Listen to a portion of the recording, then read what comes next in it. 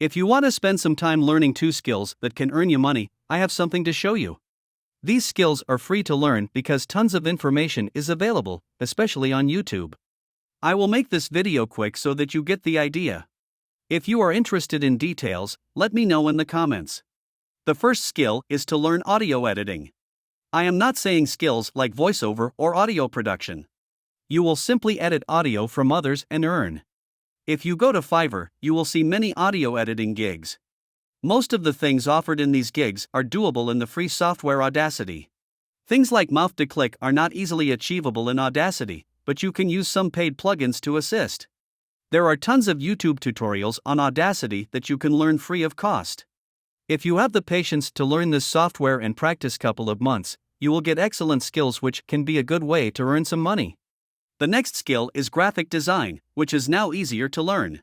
You can use software like Canva, which has a free version. Like Audacity, you will find lots of tutorials. There are also many templates available to start with which you can sell after modifying. For example, you can sell your modified Canva templates on Etsy. You may ask, if selling templates is this easy, why is not everyone doing it? Good question, and the answer is not everyone is willing to put the time and effort to learn it very well.